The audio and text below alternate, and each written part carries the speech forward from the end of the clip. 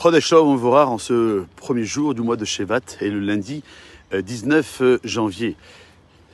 Après ce mois de Tevet qui est passé, où le mois de Tevet a commencé par la fin de la fête de Hanouka, cette fête de Hanouka qui a duré 8 jours et qui a permis de faire en sorte que pendant ces 8 jours, nous nous préparons à traverser l'hiver et que l'hiver, c'est pas uniquement au sens saisonnier, météorologique, mais c'est aussi cette capacité de pouvoir comprendre que nous avons un objectif à atteindre.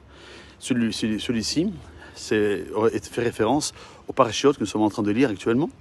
Nous avons lu Shemot il y a 2 semaines, Vaïra la semaine dernière, et nous commençons en Bo cette semaine. Bo qui va être au moment de la sortie d'Égypte, ça va être aussi là où la première mitzvah va être donnée au peuple juif, même s'il n'est pas encore libéré. La mitzvah de Rosh Chodesh, et que Rashi, dans son premier commentaire de toute la Torah dans Bereshit, rappelle que la Torah aurait dû commencer par ce chapitre-là, chapitre 12, qui se trouve dans la paracha de Bo. Mais le mois de Shevat, qui commence aujourd'hui, va nous donner une déclinaison qu'à partir d'aujourd'hui, tous les 15 jours maximum, nous aurons un événement festif à célébrer.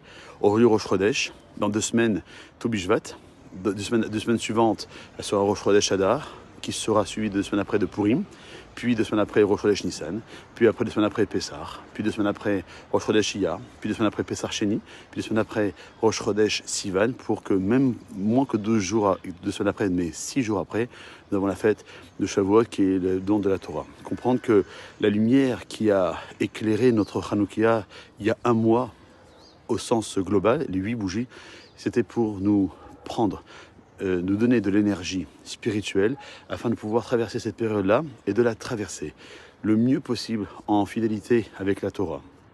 De nous quitter de cet asservissement semblable à celui de l'Égypte et du Pharaon qui aujourd'hui s'appelle l'exil, qui s'appelle le Yetzer Hara, et de faire en sorte que nous nous mettons comme non pas un serviteur du Pharaon, un serviteur du Yetzer Hara, mais un serviteur de l'Akadosh Baruch Hu. D'où la bracha qu'on répète tous les matins, Baruch Ata Hashem, Eloheinu melech haolam shelo asani aved. Merci à Dieu de ne pas nous avoir fait serviteur. De qui? Du Yetzer Hara, serviteur de Dieu. Oui, et serviteur de Dieu, on va savoir comment être serviteur de Dieu. C'est à travers la Torah qui va nous être donné le 6 Sivan, le jour de Shavuot. Pour cela, il faut s'y préparer. C'est pas une préparation à prendre à la légère, pas dire on a le temps, on verra plus tard. C'est maintenant qu'on doit comprendre les enjeux à travers les parachutes que nous lisons. Est-ce qu'on veut être dans le chemin du Pharaon Chas Shalom et être un esclave de la Vodazara et de tout ce qui est autour de nous dans ce monde dans lequel nous vivons actuellement en 2026, ou bien être un serviteur à l'Akadosh Baruch Hu qui demande